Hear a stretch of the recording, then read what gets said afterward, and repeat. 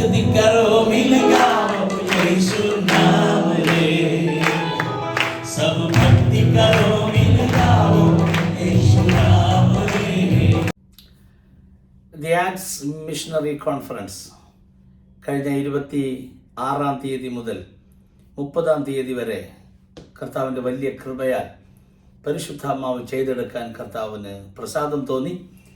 നമ്മൾ പ്രതീക്ഷിച്ചതിനേക്കാളെല്ലാം അപ്പുറമായി ദൈവത്തിൻ്റെ പരിശുദ്ധാത്മാവിൻ്റെ വലിയ പകർച്ച ദൈവത്തിൻ്റെ ആത്മാവ് അയക്കുന്നത് കാണാൻ ദൈവം കൃപ നൽകി. ഒരു തലമുറ ഇന്ത്യയിൽ എഴുന്നേറ്റുകൊണ്ടിരിക്കുകയാണ്. അസാധാരണമായ ദൈവശക്തിയോടുകൂടെ ഒരു ജനറേഷൻ എഴുന്നേറ്റുകൊണ്ടിരിക്കുകയാണ്.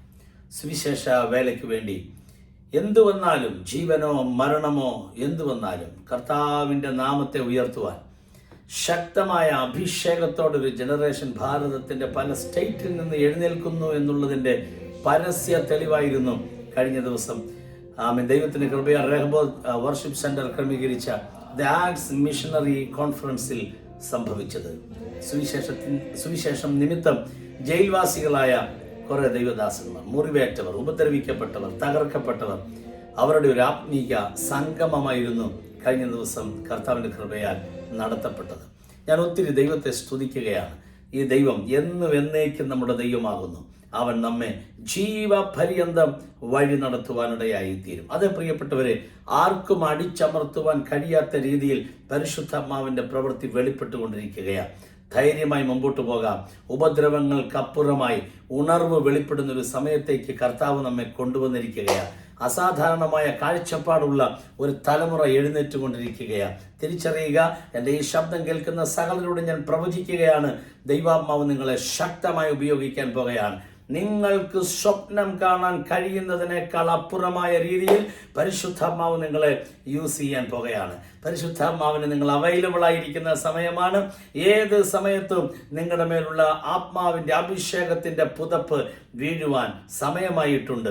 നിങ്ങൾ പ്രതീക്ഷിക്കാത്ത യാത്രകൾ പരിശുദ്ധാത്മാവ് ഒരുക്കി തരാൻ പോകുകയാണ്. ഡിവൈൻ കണക്ഷൻസ് പരിശുദ്ധാത്മാവ് ഒരുക്കി തരാൻ പോകുകയാണ്. ഇപ്പോൾ നിങ്ങളായിരിക്കുന്ന സ്ഥലം വിട്ട് മാറുവാൻ നിങ്ങൾ ആഗ്രഹിക്കേണ്ട ആ സെയിം സ്ഥലത്ത്, അതേ സ്ഥലത്ത് റിവൈവൽ വരുവാൻ പോകുകയാണ്. ഏത് രാജ്യത്താണ് നിങ്ങളായിരിക്കുന്നത്, ഏത് സ്റ്റേറ്റിലാണ് നിങ്ങളായിരിക്കുന്നത്, ഏത് പട്ടണത്തിലാണ് നിങ്ങളായിരിക്കുന്നത്, ഏത് വില്ലേജിലാണ് നിങ്ങളായിരിക്കുന്നത്, ധൈര്യമായിരിക്കെ.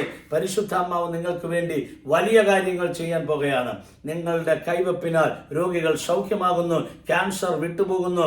അതെ, ഇന്ന് ഞാൻ ആത്മാവിൽ നിങ്ങളെ നോക്കി പ്രവചിക്കുകയാണ്. പ്രത്യേകം ഇന്ത്യയിൽ സുവിശേഷം നിമിത്തം ക്രിസ്തുവിന് വേണ്ടി ജയിൽവാസികളായ മിഷണറിമാർക്ക് വേണ്ടി ഞാൻ കൽപ്പിക്കുന്നു, ജയിലിനെ നിങ്ങൾ ജയിക്കാൻ പോകുകയാണ്.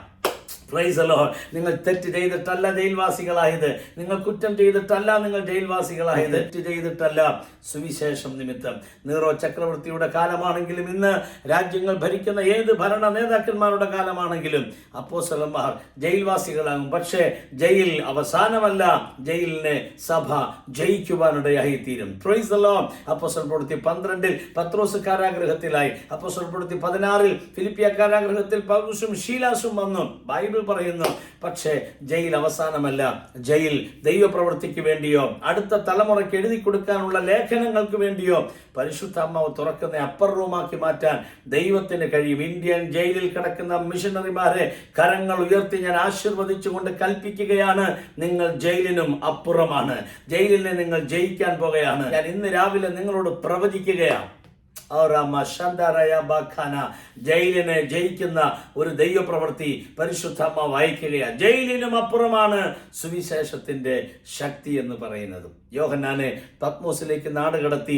പത്മോസ് ഒരു ഡെഡ് എൻഡാണ്. പത്മോസിൽ നിന്ന് ആരും ജീവനോടെ പിന്നെ പോരുക സാധ്യമല്ല. കാരണം മരണം വരെ പത്മോസിലാണ്, മരണം വരെ. പക്ഷേ യോഹന്നാൻ മരണത്തിനും അപ്പുറം മൂവ് ചെയ്യുകയാണ്. പത്മോസിനും അപ്പുറം.